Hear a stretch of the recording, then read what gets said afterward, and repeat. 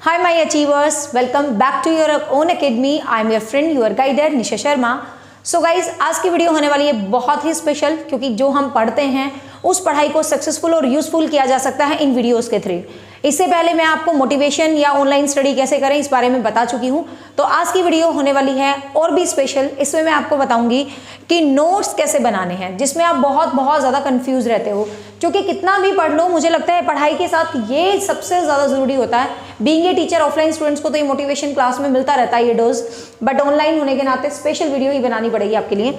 ठीक है, तो आप कितना भी पढ़ाई कर लो, कितना भी कुछ भी कर लो, लेकिन आपको पढ़ने का सही तरीका नहीं पता. आपको नोट्स कैसे बनाना, पढ़ने का तरीका मैंने लास्ट वीडियो में बताया था. इस वीडियो में आपको बता रही हूँ कि हाउ टू क्रिएट नोट्स. सबसे बड़ी प्रॉब्लम, बच्चे क्या करते हैं, पूरी भर के किताबें पढ़ लेते हैं. ठीक है, आपने पूरी किताबें पढ़ ली, साइकोलॉजी भी पढ़ ली, हिंदी पढ़ ली, इंग्लिश भी पढ़ ली, दुनिया भर की किताबें आपने पढ़ ली, लेकिन आपने अपने नोट्स नहीं बनाए. ठीक है, तो मुझे लगता है वो व्यर्थ हो जाता है. कैसे? क्यों? क्योंकि मान लो पेपर आया, मान लो अब मैं सिंपल सी बात करती हूँ, आपने मेरा वीडियो कोर्स ले रखा है, आप वीडियो देख रहे हो, आपने एक वीडियो देख ली, 2 देख ली, 3 देख ली, कितना रिटेन कर पाओगे, कितना याद कर पाओगे? आप भरोसे रहते हो पीडीएफ के, कोई दिक्कत नहीं है, मैंने पीडीएफ दे दी, आपने प्रिंट आउट निकाल लिया, बट वो मेरा तरीका होगा ना. Make your own pattern, make your own way. अपने खुद के तरीके से चीजें बनती हैं तो हमेशा इंसान कामयाब रहता है. ठीक है, वो तो एक ऑल ओवर आपने रट्टा फाइट थ्योरी है, उठा ली दूसरे की, इतना मजा नहीं आता जितना खुद सी की चीजों के क्रिएशन से आता है. अब देखो बच्चे, नोट्स बनाने का तरीका होता है. बच्चे नोट्स को भी क्या करते हैं, नोट्स को भी पूरी किताब ही बना डालते हैं. भैया हमें किताब नहीं पढ़नी, हमें नोट्स मेकिंग की आर्ट करनी है, जिससे एग्जाम में टाइम सेविंग हो, टाइम बचे, रिवीजन अच्छी हो और हम सक्सेसफुल हो सके. आप पूरी किताबें आपको नहीं बनानी. जो मैं बोल रही हूँ आपको एक शब्द को नहीं लिखना है. ठीक है, हाँ वो तब लिख सकते हैं जब हमें आगे फ्यूचर में पढ़ाना है कुछ, वो एक अलग चीजें होती है. लेकिन बीइंग ए स्टूडेंट अब आपको कैसे तैयारी करनी है वो सुन लो. अब आपको पूरी किताबें नहीं बनानी. बच्चे क्या करते हैं, जैसे मैं इंग्लिश लिटरेचर की बात करूं, आपने लिटरेचर की 3-4 किताबें उठा ली और उन किताबों से ही नोट्स बनाने लगे, और आपने अपने रजिस्टर में भी यूं की यूं पूरी की पूरी मोटी पोथियां ऐसे कैसे चिपका दी. तो भाई वो नोट्स मेकिंग नहीं है, वो आपका दोबारा से यदि आप पढ़ने बैठोगे, आप पूरी किताब को ही एक तरह से पढ़ रहे हो, कोई फायदा नहीं है उस चीज का. तो अब नोट्स कैसे बनाने हैं, किन बातों का आपको ध्यान रखना है. सबसे पहले नोट्स बनाने हैं एग्जाम ओरिएंटेड. ये सबसे पहली चीज है, एग्जाम ओरिएंटेशन. कहने का मतलब आपको ये देखना है कि आप किस पर्टिकुलर एग्जाम के लिए फाइट करने जा रहे हो. ठीक है, उस एग्जाम का आपको सिलेबस पता है, जिस एग्जाम के लिए आप फाइट कर रहे हो, you know the syllabus of that exam. और मैंने पूरा भरपूर मेरे चैनल पे आपको प्लेलिस्ट मिल जाएगी सभी एग्जाम के सिलेबस से रिगार्डिंग. कोई बच्चे पहली बार ये वीडियो देख रहे हैं तो सभी एग्जाम का सिलेबस मैंने अच्छे से बता रखा है. तो आपको क्या करना, अपना सिलेबस माइंड में रखना है, फिर स्मार्टनेस माइंड में रखनी है.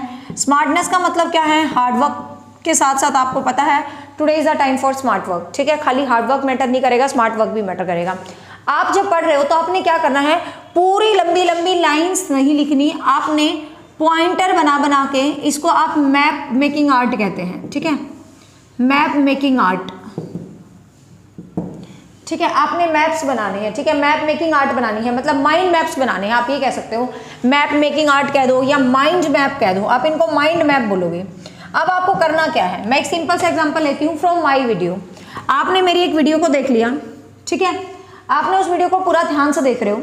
जब आप उस वीडियो को देख रहे हो, चाहे 2 तरीके कर सकते हो. आपके पास ज्यादा टाइम है तो ये तरीका करना, कम टाइम है तो दूसरा. ज्यादा टाइम है तो क्या करोगे, आपने उस वीडियो को देख लिया, मेरी को आराम से शिद्दत से उस वीडियो को देख लिया. देखने के बाद आप उसको खुद रिकॉल करो, मतलब कि मैम ने स्टार्टिंग में ये बोला था, फिर ये वाला पॉइंट था, फिर ये वाला पॉइंट था, फिर ये वाला पॉइंट था. ये तब करोगे जब आपके पास बहुत सारा टाइम है, क्योंकि 2 बार देखने का टाइम नहीं होता किसी के पास. तो छोड़ो इस टाइम को, आपको ऐसे करना, आपने वीडियो देख रहे हो, साथ में आप यहाँ पर कॉपी लेके बैठो. ठीक है, आपने वीडियो में पॉइंट, जैसे मैं एक सिंपल सा एग्जांपल लेती हूँ, हम इंटेलिजेंस का चैप्टर पढ़ रहे हैं, तो आपको माइंड मैप कैसे बनाना है, आपको पूरी बुद्धि नहीं लिख डालनी, एक छोटे से पेज पे आपको पूरा चैप्टर रिवाइज करवा देंगे. आपने यहाँ हेडिंग डालनी है इंटेलिजेंस. ठीक है, आपने यहाँ पर हेडिंग डालनी है इंटेलिजेंस. फिर आपको इंटेलिजेंस के हमने किया था टाइप, बिल्कुल छोटे ऐसे डायग्राम बनाते चलो. टाइप हमने 3 किया था, जैसे सोशल किया था, कंक्रीट किया था और अब्स्ट्रैक्ट किया था. ठीक है, बस ऐसे कर लिया, शॉर्ट में डाल दिया. भाई यहाँ तो सोशल वर्कर हो गया, यहाँ डॉक्टर हो गया, यहाँ ये हो गया, बस ऐसे शॉर्ट एंड डाल दिया. फिर आपने factors of intelligence, just name and their writer name आपने लिख दिया. उनके बारे में क्या है वो तो आप एक्सप्लेनेशन में समझ ही जाते हो ना. फिर कुछ एक चीज के टाइप आ गई, ऐसे ड्रा करके उसके टाइप का हिंट लिख दिया. फिर उसके हिंट में कुछ लिखना है, जैसे स्केल्स के लिखने हैं कि पहले इतने क्वेश्चन थे तो आपने लिख दिया फर्स्ट इतने क्वेश्चन थे, सेकंड टाइम इतने क्वेश्चन थे, थर्ड टाइम इतने क्वेश्चन थे। कहने का मतलब आप इस टाइप से जब फिर लास्ट में आप कहोगे भाई मैंने तो विधियाँ पढ़ी थी, मैंने तो मेथड्स पढ़े थे, फिर यहाँ पर हेडिंग बना ली मेथड्स, फिर यहाँ पे आपने बना ली किस वर्बल थे और नॉन वर्बल थे, और यहाँ ऐसे नाम लिख लिया। अब आप जब लेसन के एंड में आप देखोगे ना, आपने पूरा 3-4 पेज में इंटेलिजेंस नहीं लिखा, आपने एक ही पेज पे इंटेलिजेंस का माइंड मैप बना लिया, एक ही पेज पे इंटेलिजेंस का डायग्राम बना लिया। और इस एक ही डायग्राम को जब आप पेपर से पहले आप क्या करोगे, पेपर से पहले आपने वीडियोस को सुनना है, एक बार सुन लो, 2 बार सुन लो, ठीक है, समझ नहीं आती 2 बार सुन लो। बार बार आप वीडियोस थोड़ी ना सुनते रहोगे, वीडियोस ही सुनते रहेंगे, वीडियोस ही सुनते रहेंगे, और बार बार पूरी किताबें नहीं पढ़ोगे। सपोज आपने एक पूरी बुक ले ली, आप इसको पढ़ रहे हो, फिर दोबारा से भी आप इस पूरी किताब को पढ़ रहे हो पेपर से पहले, और फिर देखना सब कुछ भूला पाएगा पेपर वाले दिन। और आपके पास ऐसे नोटबुक बनी हुई है, आपने क्या किया है, अपनी नोटबुक बना रखी, उसमें फर्स्ट वाले लेसन में ये इसके मेन पॉइंट थे, इसके मेन पॉइंट थे, इसके मेन पॉइंट थे, सही।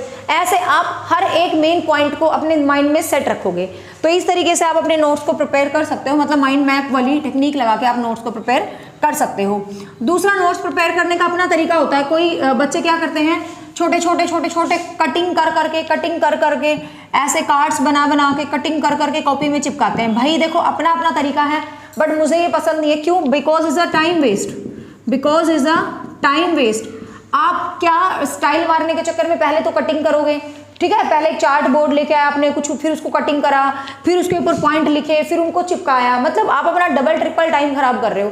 तो ऐसे आपको टाइम नहीं वेस्ट करना। नोट्स बनाने में दुनिया में सबसे अच्छा तरीका यही होता है कि आप कॉपी, जब भी कुछ भी पढ़ो, मेरी कोई वीडियो देख रहे हो, कुछ भी पढ़ रहे हो, तो आपके हाथ में being a student copy pen जरूर होना चाहिए।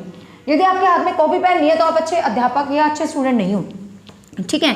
मैं बीइंग ए टीचर, हमें कुछ सीखने को मिले तो हम भी कॉपी पेन लेके बैठते हो। मेरी तो जिंदगी में अक्षर काले करने की आदत अब तक छूटी ही नहीं। मेरे पता नहीं कितने रजिस्टर भरे पड़े हैं, मुझे तो पढ़ा ही नहीं जाता। अब भी हजारों किताबें हैं, लेकिन कॉपी काली करना मेरे लिए सबसे ज़्यादा ज़रूरी चीज़ है। मुझे पता नहीं क्यों बहुत शौक है, ठीक है। तो भाई कॉपी काली करे बगैर कुछ भी नहीं होता। तो इसी तरीके से आप नोट्स बनाओ, दुनिया भर की टेक्निक्स है। फिर आती हैं कुछ डिफिकल्ट चीज़ें, कि कुछ डिफिकल्ट चीज़ें होती हैं जो हमें याद ही नहीं होती हैं। अब आपको चीज़ों को रिवाइज कितनी बार करना वो सुन लो। जब तक आप चीज़ों को रिवीजन नहीं करेंगे, आप कभी भी सक्सेसफुल नहीं हो सकते। ये चीज़ अपने माइंड में बिठा के रख लो। एक बार आपने वीडियो को देख लिया, दोबारा देख लिया, ठीक है, फिर आपने अपने नोट्स से वहाँ से पॉइंट आउट कर लिया, कुछ भूल गए तो खोल के देख लिया वहाँ से। मतलब बार बार किताब को मत उठाओ, बार बार वीडियोस को मत चलाओ, सिर्फ क्या करो, अपनी जो खुद की कॉपी बनाई है उससे आप रिविजन करो बार बार। जितनी बार आप रिविजन करोगे, करत करत अभ्यास जड़मती और सुदान, रसरी आवत जावत सिल पर परत निशान। सबको पता है अभ्यास करने के बिना कभी भी सक्सेस नहीं मिल सकती।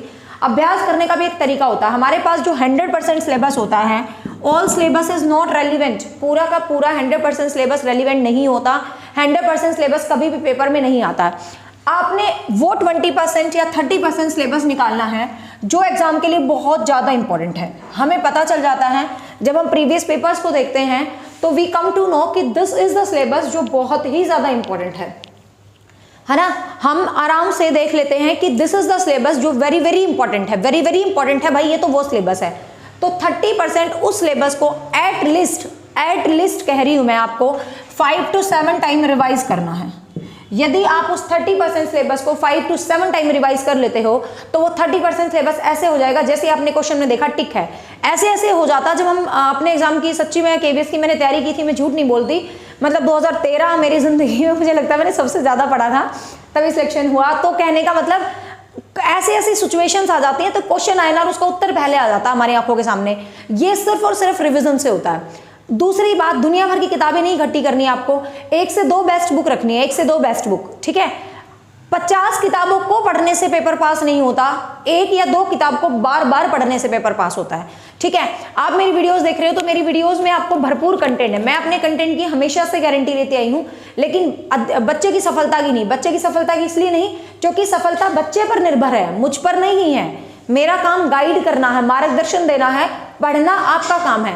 मैंने अपने ऐप पर इतना कंटेंट के मामले में मेरा कोई टीचर या मैं कहीं से कॉम्प्रोमाइज नहीं मिलेगा, लेकिन उस कंटेंट के बाद प्रैक्टिस करना, MCQs करना, वो सिर्फ आपके हाथ में है। और जो बच्चा ये काम करेगा दुनिया में असफल हो ही नहीं सकता, ठीक है। क्योंकि आपके पास एक प्रॉपर गाइडेंस है। आप असफल होने का मतलब ही नहीं बनता, ठीक है।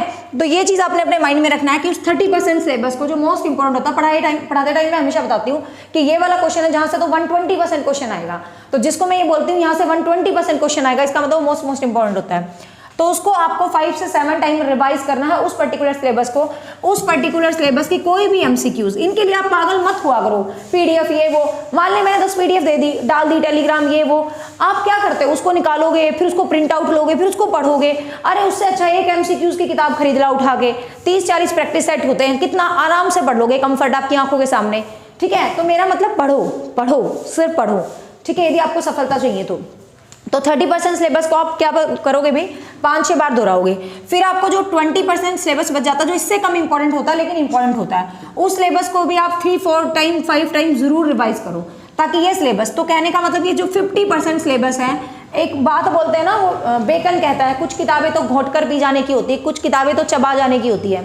तो जो ये 50% सिलेबस होता है, ये चबाने वाला होता है। चबाने वाला मतलब क्या है, इस 50% सिलेबस को आप चाहे 5 बार रिवाइज करो, बट आपको पता है कि इस कंटेंट से एग्जाम में क्वेश्चन हर बार पूछा गया है, तो इस कंटेंट से रिलेटेड तो मैंने किसी भी क्वेश्चन को नहीं छोड़ना है, ठीक है। तो उस 50% को तो आप बहुत ही अच्छे तरीके से पढ़ें, ताकि आप 100% सफलता के करीब हो।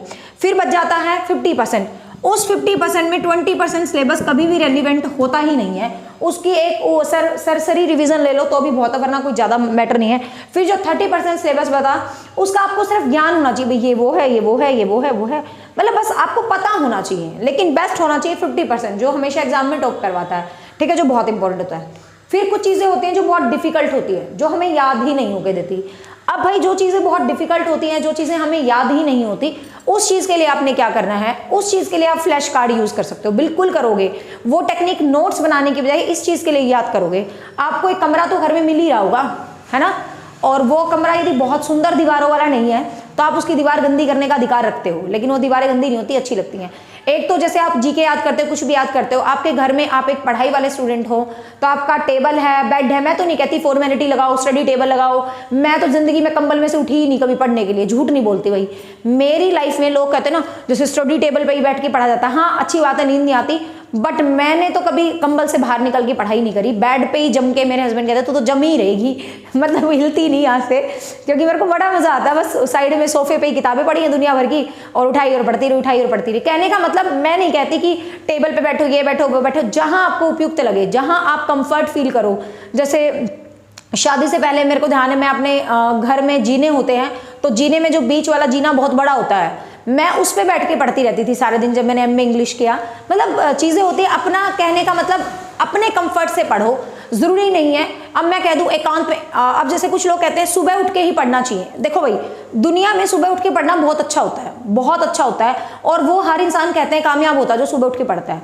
लेकिन भाई मैं कभी जिंदगी में सुबह नहीं उठी, मैं उठ ही नहीं सकती, मतलब मुझे ध्यान नहीं है मेरी जिंदगी में मैंने सूर्य उदय कब कब देखा है। कहने का मतलब सुबह उठना मेरे को मरने के बराबर लगता है, और रात की मैं उल्लू हूँ, चाहे मेरे को मैं रात को 2-2 3-3 बज जाते हैं। अब भी मुझे आपके लिए कंटेंट बनाने में मेरे को 2:30 बज जाता है, पता नहीं कब। मैं ना सोना नहीं चाहती, मैं घड़ी की सुई देखती हूँ, यार 2:30 बज गए, अब तो सो जा, डार्क सर्कल हो जाएंगे, तो इस चक्कर में मैं सो जाती हूँ। कहने का मतलब सबका अप और डार्क सर्कल हो गए हैं, तो कहने का मतलब सबका अपना कंफर्ट होता है। मैं नहीं कंपेल करूंगी सुबह उठ के पढ़ाई होगी तभी अच्छी होगी, शाम को होगी तभी अच्छी होगी। जो टाइम आपको सही लगे, जो वक्त आपको सही लगे, जो आपके घर में आपके लिए टाइम कंफर्ट वाला है, आप उसी टाइम पे पढ़ें, और उस टाइम पे पढ़ें जो आपको बेटर लगे। रात, सुबह, दोपहर, जब मर्जी अच्छा लगे उस टाइम पे आप पढ़ो, ठीक है। कईयों को दिन में सोने की आदत है भाई 3-4 बजे के आसपास, मुझे तो नहीं है, मुझे तो उस टाइम पढ़ने की आदत है। तो कहने का मतलब अपने टाइम के हिसाब से पढ़ो, ठीक है। मेरी दिनचर्या तो खैर उल्टी सीधी है, सुबह उठने वाले महान में से मैं नहीं हूँ, ठीक है। तो कहने का मतलब क्या है, हाँ, तो आपको जो भी कमरा, जो भी चीज, कहने का मतलब जहां आप सबसे ज्यादा पढ़ते हो वहां पर आसपास कुछ चार्ट वगैरह पेस्ट कर लो, जो चीजें आपको लग रही है बहुत मुश्किल है, या अपना गोल, जैसे कि मुझे इतने मार्क्स स्कोर करने हैं, उस नंबर को, जैसे 120+, आप टेट एग्जाम्स दे रहे हो तो 120+, आप जॉब के एग्जाम दे रहे हो तो मेरिट, ऐसे शब्द सच यकीन माने बहुत मोटिवेट करते हैं, मुझे तो करते हैं। तो अपना टारगेट छोटा सा लिख के दीवार पे ऐसे चिपका लो जहां पढ़ते हो, तो जैसे आप उठोगे आपको वही दिखेगा, आप सोओगे आपको वही दिखेगा। तो आपके माइंड में, आप छोड़ो अपनी फोन, सबसे ज्यादा फोन देखते हो ना, फोन की स्क्रीन पे लगा लो 120+ target this time, married target this time. जैसे ही फोन खोलोगे आपको वो टारगेट ही दिखेगा, आप टाइम वेस्ट करने की बजाय फिर उस टारगेट पे चले जाओगे। ठीक है, तो कहने का मतलब मेक यूर हाई टारगेट बनाओगे तो सक्सेस जरूर मिल जाती है। दूसरी बात, believe in yourself, you are the best, you can do, nobody is like you. तुम खुद ढूंढ के दिखाओ अपने जैसा। लोग बोलते हैं तुमसे नहीं होगा, पर तुम्हें करना है, मेहनत करनी है, अपना बेस्ट देना है, बाकी भगवान साथ होता है। ठीक है, अपना बेस्ट हमेशा दो, किस्मत के भरोसे मत बैठे रहो, मेहनत करोगे तो किस्मत अपने आप साथ दे देगी। तो जो जो चीजें मुश्किल हैं उनको आप अपने सामने पेस्ट आउट कर लो। ठीक है, उठते बैठते सोते जागते उनको देखो। आप यदि एसएस के स्टूडेंट हैं, आप ज्योग्राफी के स्टूडेंट हैं, तो मैप आपके आइट साइड जरूर होना चाहिए। यकीन मानो मैप बहुत बहुत हेल्प करता है। जैसे मेरे तो यहाँ भी मैप है, यहाँ भी मैप है, यहाँ मैप है, मैप है ना, ऐसे दिखता रहता है, बड़ा अच्छा लगता है। मतलब आंखों में ही चीजें बहुत सारी याद हो जाती है। ठीक है, तो इस तरीके से आप चीज़ों को याद कर सकते हो भाई। फिर कुछ मेमोराइज्ड टेक्निक, एसोसिएशन कर सकते हो चीज़ों को। जैसे हम कोरिलेट करके पढ़ते हैं, जैसे मैं डेट ऑफ बर्थ याद करती हूँ अपनी लाइफ से कोरिलेशन करके। अब हरियाणा के ज़िले मुझे बहुत अच्छे से याद है। क्यों? क्योंकि मेरा पूरे हरियाणा में ही ना कोई रिश्तेदार रहता है, कहीं पे कोई रहता है, कहीं पे कोई रहता है, तो मैं तो सबसे कोरिलेट करके याद कर लेती हूँ। ठीक है, तो इस तरीके से मतलब प्रॉपरली रिमेंबर करेंगे चीज़ों को। और आपके किसी भी एग्जाम की जो जान होता है, वो होता है प्रीवियस ईयर। ठीक है, किसी भी एग्जाम की जो जान होते हैं वो होते हैं प्रीवियस ईयर। अब प्रीवियस ईयर के लिए भी ज़्यादा गूगल सर्च, ये वो फलाना धकड़ा PDF गूगल सर्च, इनमें टाइम वेस्ट करने के बजाय मार्केट जाओ, 100 रुपये के आसपास जाके कह दो भाई मुझे KVS के प्रीवियस ईयर के पेपर की कोई बुकलेट दे दो। बस उठा के प्रीवियस ईयर के पेपर की बुकलेट ले आए और उसमें से सारे प्रीवियस ईयर कर लो। यदि आप किसी स्टेट एग्जाम को दे रहे हो तो उस स्टेट एग्जाम का पेपर करना जरूरी नहीं है, आप वो प्रैक्टिस सेट ले आओ जिसमें सारे स्टेट एग्जाम हो। अरे पेपर मिलते जुलते आते हैं, कोई बला नहीं है। आप एसेट का पढ़ो, सीटेट का पढ़ो, थोड़ा बहुत चेंज होता है, मेन कंटेंट हमेशा सेम होता है। ठीक है, तो इस चीज को दिमाग से निकाल दो। हम एसेट का पढ़ रहे हैं तो रीट के लिए नहीं है, रीट का पढ़ रहे हैं तो एसेट के लिए नहीं है। टेट एग्जाम सारे के सारे एक जैसे हैं। ठीक है, जो सब्जेक्ट अलग होते हैं वो होते हैं, लेकिन जो सब्जेक्ट सेम है वो सबके लिए सेम होते हैं। ठीक है, सो होप सो ये टेक्निक जो है मैप मतलब नोट्स ऐसे ही बनाओगे। जैसे आपने हिस्ट्री पढ़ ली तो आप सिर्फ एक पेज पे यकीन मानिए पूरे प्राचीन भारत का डायग्राम बना के रख सकते हो कि ये जो प्राचीन भारत है, यहाँ पर मैंने भाई सबसे पहले हड़प्पा पढ़ा, हड़प्पा के बाद मैंने यहाँ पर पढ़ा वैदिक संस्कृति। वैदिक को मैंने 2 भागों में बांटा था, किसमें? ऐसे करा करो टेक्निक या रिवाइज। ऋग्वैदिक में बांटा था, उत्तर वैदिक में बांटा था। फिर यार यहाँ पर है ना धर्म आ गए थे, सारे के सारे मैंने धर्म पढ़े। फिर यहाँ पर है ना महाजनपद साम्राज्य आ गए थे, साम्राज्य आ गए थे। और सबसे पहला आया था मगध साम्राज्य। सबसे पहले क्या आया था? मगध साम्राज्य। इसमें मैंने याद किया था हसीन, हर्यक वंश, शिशुनाग वंश और नंद वंश। और नंद वंश के बाद था यहाँ पर मौर्य वंश। ठीक है, फिर मौर्य वंश के बाद भाई मैंने यहाँ पर ऐसे मौर्य उत्तरकाल पढ़ा था। मौर्य उत्तरकाल में मैंने पहले देशी जनजाति पढ़ी, शुंग वंश, कन्नव वंश, सातवाहन वंश। ये मैं ट्रायल दे रही हूँ आपको कैसे रिवाइज करना, सातवाहन वंश। फिर मैंने यहाँ पर विदेशी जनजातियाँ पढ़ी, जिसमें मैंने पढ़ा भाई कौन कौन से? शक वंश। सबसे पहले मैंने पढ़ा इंडो ग्रीक, फिर यहाँ पे पढ़ा शक वंश, फिर मैंने यहाँ पर पढ़ा पहला वंश, और फिर मैंने यहाँ पर पढ़ा कुषाण वंश। और कुषाणों के सामंत थे वो बन गए गुप्त वंश। और फिर गुप्त वंश के बाद मैंने पढ़ा हर्षवर्धन, और हर्षवर्धन की मृत्यु के साथ ही हमने एंशिएंट हिस्ट्री को क्या कर दिया भाई? खत्म। अब ये देखो प्राचीन भारत सिर्फ और सिर्फ एक पेज के ऊपर है, सिर्फ एक पेज के ऊपर पूरा प्राचीन भारत है। लेकिन ये चीजें कब पॉसिबल होंगी? जब आपने प्राचीन भारत को पढ़ लिया होगा, समझ लिया होगा। तो इट्स रिविजन टेक्निक, चीजों को रिवाइज जैसे करेंगे, फिर अपने माइंड में मैप बनाएंगे। हड़प्पा में ये पॉइंट थे, हड़प्पा में मेन ये बात थी, फिर उन मेन ये बात को, मतलब सच में बताऊं अब तो मैं है ना बहुत कम पढ़ने लगी, मतलब पढ़ती हूँ, अब भी पढ़ती हूँ, लेकिन जब मैं खुद के लिए पढ़ती थी ना, मतलब सही में मेरे को लगता है मैं बहुत अच्छा पढ़ती थी। अब तो वो लेवल रहा नहीं मेरा। और जब खुद के लिए पढ़ा, बहुत अच्छा पढ़ा था। तो जैसे हम कोई भी वर्क को याद कर लेते हैं, जैसे ही बिस्तर पे लेटते हैं ना, मेरी आदत थी जो आपने पढ़ा है ना उसको रिकॉल करते रहते थे, उसमें ये पढ़ा था, उसमें ये पढ़ा था, उसमें ये पढ़ा था। ऐसे किया करो, सच्ची बताओ ना, आप चीज़ों को फिर भूलोगे नहीं, लॉन्ग लास्टिक बन जाती है वो चीज़ें। ऐसे था, उसमें ये पॉइंट था, उसमें ये पॉइंट था, उसमें ये पॉइंट था, उसमें ये, फिर आप मान लें किसी पॉइंट को भूल गए तो फटाफट कॉपी उठाई। अब देखो यही तो बात है, यदि आप उस पॉइंट को भूल गए तो आप वीडियो खोली, आपने किताब खोली, ढूंढोगे, आपने कॉपी उठाई, कॉपी के पेज पे लाइन मारी, याद आ गया, तो यकीन मानो ये रिविजन टेक्निक बहुत बहुत हेल्प करती है। Try to revise all the things that you have prepared during your day. पूरे दिन में जो जो आपने पढ़ा है, रात को सोने से पहले उसको प्लीज रिवाइज करके सोएं। उससे आपका जो मेमोरी पावर है वो स्ट्रॉन्ग होगी और आप चीज़ों को भूलोगे नहीं। ठीक है भाई, तो इस तरीके से आप नोट्स बना के पढ़ोगे, इस तरीके से माइंड मैपिंग बना के पढ़ोगे, पॉइंट आउट करोगे। ठीक है, शॉर्ट नोट्स को हमेशा क्रिएट करना, प्रीवियस ईयर पेपर्स को करना, माइंड मैप बनाना, डायग्राम्स बनाना। डायग्राम बनाना भी बहुत बढ़िया रहता है। ठीक है, एग्जाम से रेलिवेंट स्टडी करना, सारा सब कुछ। तो आई थिंक इस वीडियो ने थोड़ा सा तो मोटिवेट आपको किया होगा।